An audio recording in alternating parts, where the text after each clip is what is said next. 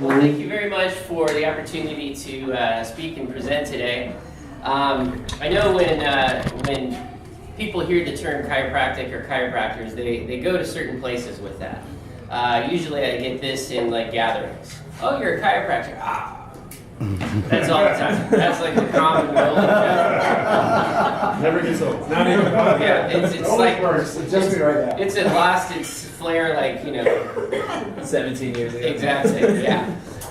Or neck pain, or headaches, or sciatica. Another one is a big one is auto accident. So if you get into an auto accident, you would expect to go see a chiropractor. And really, that's kind of what most people kind of see as the need for chiropractic. And what I wish more people knew, and what I get to enjoy taking care of people in the office, is I get to help people with a lot of other things. One of the big things is energy. I mean, Starbucks spins, it's the Starbucks generation. We're pounding coffee to try to get that energy. But one of the benefits of getting adjusted is actually getting more energy. The second thing is sleep better. I like to sleep. If I'm not sleeping well, it ruins my whole day. So I can't imagine getting just a couple of nights sleep. That's what a lot of patients will say. And then the last one is that they get less frequent colds and flus. My kids are 13 and 10. They've been getting adjusted for their entire life. And they are just far healthier than other kids around that are some of their friends that get more sick a lot. So I think those are some of the top things. So it's cool to be able to help people with those things because they're very common, and there are a lot of issues with that. I know there's a couple people that I've also helped in my practice over the years, and three people that I can think of. 2 women came in and presented with low back pain, but they didn't do this. Okay, they just came in with low back pain. But part of their history was one couldn't get pregnant, and the other one couldn't carry a full-term pregnancy. And so we started adjusting, we started taking care of them, and lo and behold, they both get pregnant, carry a full-term baby. One of them has 2 babies now, or 2 kids, and the other one has 4 kids. And so it was cool to be able to assist in that. Magic fingers. Yeah, exactly. So some people say, I got my patients Were they pregnant. married? I helped to get, yes. I wasn't a part of that either. And then another one, more recent, was a kid. He's 12 years old. He came in, and ever since they can remember, the kid has wet his bed, even now, at 12 years old. And so you can imagine what that is for sleepovers, for just, after 12 years or so, that's got to be just a major challenge. And so, initially the pediatrician said, well, it's just something that he'll grow out of. Well, he never grew out of it, and I think that does happen. But we started adjusting him a couple months ago, and he went from having bedwetting every day to now it's been once every 2 weeks or so, just with adjusting. And so why is that? And a lot of people don't really know what's behind the scenes as far as how chiropractic can really help somebody. And there's a condition in the spine, and there's a big word, it's hard to say, subluxation, that occurs. And really this condition occurs silently. Nobody really knows that it happens. And the bones essentially move out of place in the spine, and they block off or pinch in a sense of nerve. So the nervous system, your brain controls and coordinates everything. It sends messages all the way through the body. And so when you have those subluxations in those parts of the spine, it stops that communication, or it slows it down significantly. And so what I do as a chiropractor is I find those areas, we remove them, and it essentially lets the body function like it's supposed to. And so when that happens, it can go in and start helping. It can start going in and healing whatever those problems are. And so we really didn't change any other lifestyle issues with those people or those patients. It was just really simply going in and doing that. Now obviously there's so much more that you could do, whether it's a nutritional component, an exercise component, that's just to take things even higher. That's certainly something that could be done with them as well. So I know that what I get to do is pretty awesome. I've seen a lot of great things. Those are some of the testimonials. We see a lot of sports oriented injuries. And I will tell you, pain motivates people. And so the tough thing is really coming from a wellness perspective. Because if you speak to Yvonne or Sina, when is the time to start looking at your finances for your future? Now. Now? So you wouldn't want to wait until you're retired to do that? No, because that's just ridiculous. So same with our health, we've got to be proactive. If you don't do that, then you're going to get what you get. Like you may have heart disease that's hereditary in your family or diabetes. If you don't do anything to change those things, then that's where you're going to end up being. And it's really a hard concept for everyone to get. But when you're in pain, all of a sudden we're motivated. We want to do and we want to take action. It's when we're not in pain that's the tough part and trying to be proactive. Where are we at with time? 6 minutes? So when it comes to that, and that's where we focus beyond the pain, that's where wellness comes in. And it's kind of an odd situation because when you have wellness isn't covered by insurance companies. And so that means you have to pay out of your pocket. So if you wanted to remodel your kitchen, is that paid by your insurance? No.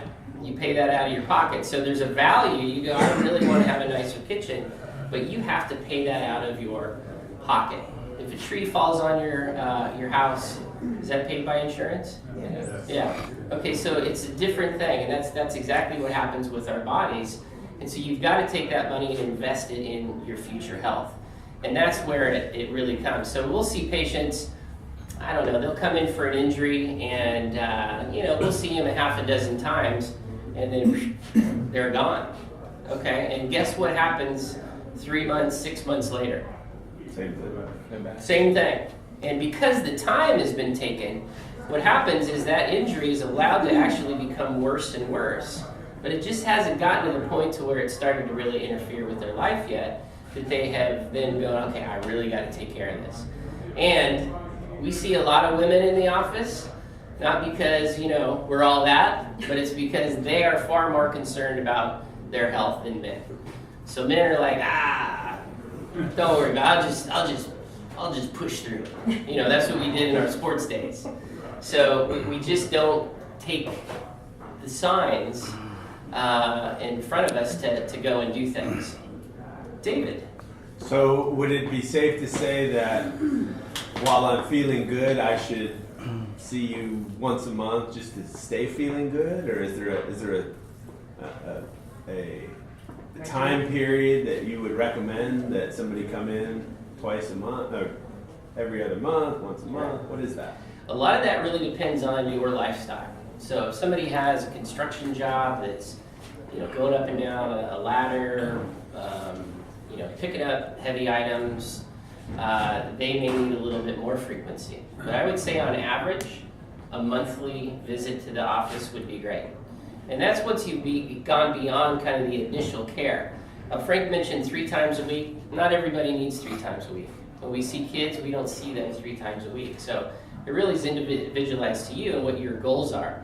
I just want to get out of pain. Okay, boom, here you go. Now, I really want to get out of pain, but I want to really, give my body the best chance and be as healthy as I can. Okay, that's a whole different road that we're going. So we can really customize it. But I think on average, once we get through that initial stage, monthly care, to come in and get checked because the problems in your spine occur and you don't know it. The reason you know it is because that little problem has become really large. And now it's become worse, and there's enough damage that actually starts hitting the sensory nerves. And that's when you start feeling the pain. But it's already been years or months in the making. Great question. So what I'd like to do is I'd like to ask if anyone else has any questions as far as either what I've said or maybe something that has prevented possibly you from going to chiropractors, those that haven't, or just a burning question about chiropractic, and I'll do what I can to answer. Do you guys only adjust back, or do you adjust other things as well? Like, what do you mean other things? Hands. Okay. I just want to make sure you're... Never know with this girl. Yeah. The spine, but yeah, we adjust ankles, knees, wrists, shoulders. Every joint in the body has the ability to be adjusted if needed. If anybody needs adjustment regularly that I know, it's you. See now. I crack my neck a lot on my own, and Yep. I know other people do. Is that a bad thing? Like, people are always like, "Oh my gosh, I can't believe you do that." Like, is that bad for me? Same thing It with just- finger- It feels fingers. good right now. Okay. Then it must be bad. Yeah.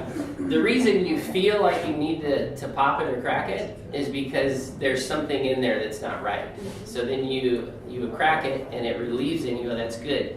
But the problem is it just comes right back and you find yourself doing it. So when I was in school, there was an article in the paper about a man from Westminster that had done that. He essentially had to be rushed to the hospital because he gave himself a stroke. And he later died. Can I ask you a question? Once a month, bud. So see, do you need any other information? Need life insurance. All right. Sina's starting to drool. Last month there was an article in Time magazine. They said over adjustment or adjustment when it's not needed. Like 10% of the stroke victims, they got adjusted by a chiropractor the wrong way. Right. What's the merit on it? Yeah, because a lot of the studies will lump in osteopathic doctors, physical therapists, and even medical doctors. And so the chances of getting injured by an adjustment is about the same comparison of getting struck by lightning in the state of California. Not very likely. So not very likely. Yeah.